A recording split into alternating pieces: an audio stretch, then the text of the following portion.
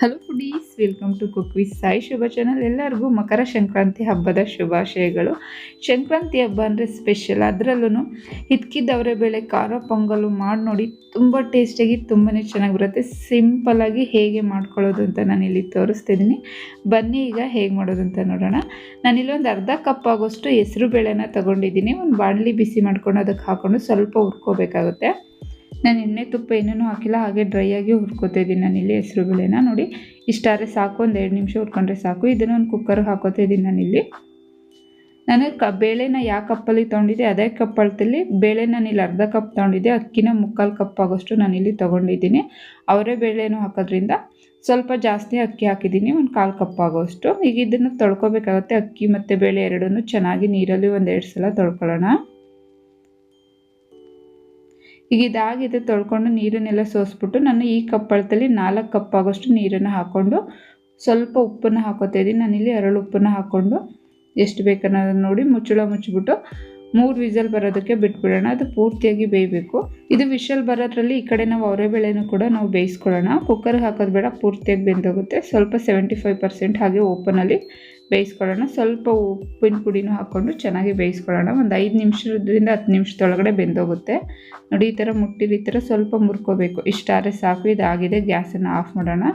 ನೋಡಿ ನಾನಿಲ್ಲಿ ತೋರಿಸ್ತಿದ್ದೀನಿ. ಈ ಥರ ಕೈಯಲ್ಲಿ ಇಟ್ಕೊಂಡು ಹಿಂಗೆ ಮುರಿದ್ರೆ ಈ ಥರ ಮುರ್ಕೊಂಡ್ರೆ ಇಷ್ಟಾದ್ರೆ ಸಾಕು. ನಾನು ಗ್ಯಾಸನ್ನು ಆಫ್ ಮಾಡಿದ್ದೀನಿ. ಅಷ್ಟರಲ್ಲಿ ವಿಷಲು ಕೂಡ ಬಂದಿದೆ. ಅದು ಪೂರ್ತಿಯಾಗಿ ಕೂಲ್ ಆದಮೇಲೆ ಕುಕ್ಕರ್ ಮುಚ್ಚಳ ತೆಗೆದ್ಬಿಟ್ಟು ನೋಡಿ ನೀರು ಕಮ್ಮಿ ಇದೆ, ಆದರೆ ನಾವು ಬೇಳೆ ಎಲ್ಲ ಬೇಯಿಸಿರ್ತೀವಲ್ಲ ನೀರನ್ನು ಹಾಕೋಬೋದು. ಇದನ್ನು ಫಸ್ಟೇ ಒಂದು ಸಲ ಚೆನ್ನಾಗಿ ಮಿಕ್ಸ್ ಮಾಡ್ಕೊಳ್ಳೋಣ. ಕಿಚಡಿ ಎಲ್ಲ ಬರುತ್ತಲ್ಲ ಆ ಥರ ಒಂದು ಸಲ ಚೆನ್ನಾಗಿ ಲ್ಯಾಶ್ ಮಾಡ್ಕೋಬೇಕಾಗುತ್ತೆ. ಈಗ ಗ್ಯಾಸನ್ನು ಆನ್ ಮಾಡಿಬಿಟ್ಟು ಇದಕ್ಕೆ ನಾವು ಇದ್ಕಿದ್ದವರೆ ಬೇಳೆ ಬೇಯಿಸಿ ಇಟ್ಕೊಂಡಿದ್ವಲ್ಲ ಅದನ್ನು ಹಾಕ್ಕೊಂಡು ಅದ್ರ ಜೊತೆಗೆ ನಾನು ಇನ್ನೊಂದು ಕಪ್ ಆಗೋಷ್ಟು ನೀರನ್ನು ಕೂಡ ಸೇರಿಸ್ತಾ ಇದ್ದೀನಿ.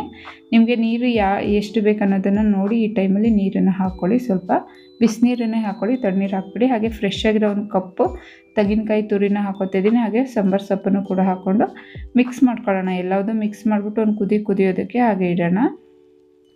ಪೂರ್ತಿಯಾಗಿ ಇದು ಮಿಕ್ಸ್ ಆಗಬೇಕು. ಕಾಯಿ ಬೇಳೆ ಎಲ್ಲದನ್ನು ಅಕ್ಕಿ ಅನ್ನಕ್ಕೆ ಚೆನ್ನಾಗಿ ಮಿಕ್ಸ್ ಮಾಡ್ಕೋಬೇಕಾಗುತ್ತೆ. ನೋಡಿ ಈಗ ಇದನ್ನು ಹಾಗೆ ಸೈಡಲ್ಲಿ ಕುದಿಯೋದಕ್ಕೆ ಸೈಡಲ್ಲಿ ಬೇಯೋದಕ್ಕೆ ಇಟ್ಬಿಟ್ಟು ನಾವು ಇನ್ನೊಂದು ಸೈಡಲ್ಲಿ ನಾವಿಲ್ಲಿ ಒಗ್ಗರಣೆನ ಮಾಡ್ಕೋಬೇಕಾಗುತ್ತೆ. ಇದು ಈ ಕಡೆ ಆಗ್ತಾ ಇರಲಿ, ಅಷ್ಟರಲ್ಲಿ ಒಂದು ಒಗ್ಗರಣೆನ ಹಾಕೊಳ್ಳೋಣ. ನಾನಿಲ್ಲೊಂದು ಬಾಣಲೆ ಇಟ್ಕೊಂಡು ಬಾಣಲೆ ಚೆನ್ನಾಗಿ ಬಿಸಿ ಆದಮೇಲೆ ಒಂದು 2-3 ಸ್ಪೂನ್ ಆಗೋಷ್ಟು ಎಣ್ಣೆ, ಹಾಗೆಯೇ ಒಂದು 2 ಟೇಬಲ್ ಸ್ಪೂನ್ ಆಗೋಷ್ಟು ತುಪ್ಪನೂ ಕೂಡ ಹಾಕೋತಿದ್ದೀನಿ. ಇಲ್ಲ ಪೂರ್ತಿ ತುಪ್ಪದಲ್ಲೂ ಕೂಡ ಮಾಡ್ಬೋದು, ಫ್ಲೇವರ್ ತುಂಬ ಚೆನ್ನಾಗಿ ಬರುತ್ತೆ. ಎಣ್ಣೆ ತುಪ್ಪ ಚೆನ್ನಾಗಿ ಕಾದಾದ್ಮೇಲೆ ಇದಕ್ಕೆ ಸಾಸಿವೆ ಜೀರಿಗೆನ ನಾನಿಲ್ಲಿ ಹಾಕೋತಾ ಇದ್ದೀನಿ. ನೋಡಿ ಎರಡನ್ನೂ ಒಂದೊಂದು ಅರ್ಧ ಸ್ಪೂನ್ ಹಾಕ್ಕೊಂಡಿದ್ದೀನಿ. ಇದು ಚೆನ್ನಾಗಿ ಚಟಪಟ ಅಂತ ಅಂದಾದಮೇಲೆ ಇದಕ್ಕೆ ಒಂದು 1/4 ಟೇಬಲ್ ಸ್ಪೂನ್ ಆಗೋಷ್ಟು ಇಂಗನ್ನು ಹಾಕ್ಕೊಂಡಿದ್ದೀನಿ. ಹಾಗೆ ಕರಿಬೇವಿನ ಸೊಪ್ಪು 1.5 ಸ್ಪೂನ್ ಆಗೋಷ್ಟು ಕಾಳು ಮೆಣಸನ್ನ ನಾನಿಲ್ಲಿ ಸ್ವಲ್ಪ ತರ್ತರಿಯಾಗಿ ಕುಟ್ಟಿ ಹಾಕ್ಕೊಂಡಿದ್ದೀನಿ. ಕುಟ್ಟಿ ಹಾಕೋದ್ರಿಂದ ಅದು ಫ್ಲೇವರ್ ಚೆನ್ನಾಗಿ ಬರುತ್ತೆ. ಇದನ್ನೊಂದು ಸಲ ಚೆನ್ನಾಗಿ ಕಾಳುಮೆಣಸು ಫ್ರೈ ಆಗೋ ಥರ ಫ್ರೈ ಮಾಡ್ಕೊಳ್ಳೋಣ 1 ನಿಮಿಷ. ಅದು ಫ್ರೈ ಆದಾದಮೇಲೆ 4 ಹಸಿರು ಮೆಣಸಿನ್ಕಾಯಿ, ಹಾಗೆ 1 ಇಂಚಷ್ಟು ಶುಂಠಿ, ಸ್ವಲ್ಪ ಗೋಡಂಬಿನೂ ಕೂಡ ಹಾಕ್ಕೊಂಡು ಚೆನ್ನಾಗಿ ಫ್ರೈ ಮಾಡ್ಕೋಬೇಕಾಗುತ್ತೆ. ನಾವು ಸಂಕ್ರಾಂತಿಗೆ ಯಾವಾಗಲೂ ಖಾರ ಪೊಂಗಲ್, ಸಿಹಿ ಪೊಂಗಲ್ ಮಾಡ್ತಿರ್ತೀವಿ. ಹಿತ್ಕಿದ್ದವರೆ ಬೇಳೆ ಪೊಂಗಲ್ ಮಾಡಿ ಅದು ಫ್ಲೇವರು, ಅದು ಟೇಸ್ಟು ತುಂಬಾ ಚೆನ್ನಾಗಿ ಬರುತ್ತೆ. ಈಗ ಇದು ಫ್ರೈ ಆಗಿದೆ. ಇದಕ್ಕೆ ಒಂದು ಅರ್ಧ ಸ್ಪೂನ್ ಆಗೋಷ್ಟು ಅರಿಶಿನ ಹಾಕ್ಕೊಂಡಿದ್ದೀನಿ. ಅರಿಶಿನ ಹಾಕ್ಕೊಂಡು ಚೆನ್ನಾಗಿ ಮಿಕ್ಸ್ ಮಾಡ್ಕೊಳ್ಳೋಣ. ಅರಿಶಿನ ಸ್ವಲ್ಪ ಇಲ್ಲಿ ಜಾಸ್ತಿ ಆಗಿದೆ, ನೀವು ಆದಷ್ಟು ಒಂದು 1/4 ಟೇಬಲ್ ಸ್ಪೂನ್ ಅಷ್ಟು ಹಾಕಿ ಈಗ ಇದು ಅರಿಶಿನ ಹಾಕ್ಕೊಂಡು ಫ್ರೈ ಮಾಡಿಕೊಂಡು ನಾವು ಬೇಯಿಸಿ ಇಟ್ಟಿದ್ವಲ್ಲ ಬೇಳೆ ಮತ್ತು ಅಕ್ಕಿ, ಅದನ್ನು ಇದರೊಳಗಡೆಗೆ ಹಾಕ್ಕೊಂಡು ಮಿಕ್ಸ್ ಮಾಡ್ಕೋಬೇಕಾಗುತ್ತೆ. ಇದು ಪೂರ್ತಿಯಾಗಿ ಹಾಕ್ಕೊಂಡು ಚೆನ್ನಾಗಿ ಮಿಕ್ಸ್ ಮಾಡ್ಕೊಳ್ಳೋಣ ಮಸಾಲೆ ಜೊತೆ. ಮೀಡಿಯಮ್ ಫ್ಲೇಮಲ್ಲಿ ಇಟ್ಕೊಂಡು ಇದನ್ನು ಚೆನ್ನಾಗಿ ಮಿಕ್ಸ್ ಮಾಡ್ಕೋಬೇಕಾಗುತ್ತೆ. ಮಿಕ್ಸ್ ಮಾಡಿ ಇದು ಚೆನ್ನಾಗಿ ಒಂದು ಕುದಿ ಬರಬೇಕು, ಅಲ್ಲಿವರೆಗೂ ಕೂಡ ಕುದಿಸ್ಕೊಳ್ಳೋಣ. ಇದು ಆಲ್ರೆಡಿ ಎಲ್ಲ ಬೆಂದಿರೋದ್ರಿಂದ ಒಂದೇ ಒಂದು ಕುದಿ ಬಂದರೆ ಸಾಕು. ನೋಡಿ ಎಷ್ಟು ಚೆನ್ನಾಗಿ ಬಂದಿದೆ ಅಂತ. ಸ್ವಲ್ಪ ಅರಿಶಿನ ಜಾಸ್ತಿ ಆಗಿದೆ, ನೀವು ಅರಿಶಿನ ಸ್ವಲ್ಪ ಕಮ್ಮಿ ಮಾಡಿ.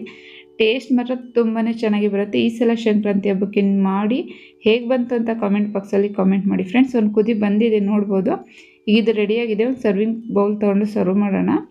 ನೋಡಿ ಎಷ್ಟು ಚೆನ್ನಾಗಿ ಬಂದಿದೆ. ಮಧ್ಯೆ ಬಾಯಿಗೆ ಅವರೇ ಬೇಳೆ ಸಿಗೋದ್ರಿಂದ ಟೇಸ್ಟ್ ಮಾತ್ರ ತುಂಬಾ ಚೆನ್ನಾಗಿ ಬರುತ್ತೆ. ಮೇಲೆ ಸ್ವಲ್ಪ ತುಪ್ಪ ಹಾಕ್ಕೊಂಡು ತಿಂತಾರೆ, ತುಂಬಾ ಚೆನ್ನಾಗಿರುತ್ತೆ. ಮಾಡೋದು ಕೂಡ ಅಷ್ಟೇ ಸಿಂಪಲ್ಲು. ನೀವು ಕೂಡ ಸಂಕ್ರಾಂತಿ ಹಬ್ಬಕ್ಕೆ ಮಾಡ್ತೀರಾ ಅಂತ ಅಂದ್ಕೊಂಡಿದ್ದೀನಿ. ಹಾಗೆ ಫ್ರೆಂಡ್ಸ್, ವಿಡಿಯೋ ಇಷ್ಟ ಆದರೆ ಪ್ಲೀಸ್ ಆದಷ್ಟು ಲೈಕ್ ಮಾಡಿ, ಫ್ಯಾಮಿಲಿ ಆ್ಯಂಡ್ ಫ್ರೆಂಡ್ಸ್ಗೆ ಶೇರ್ ಮಾಡಿ.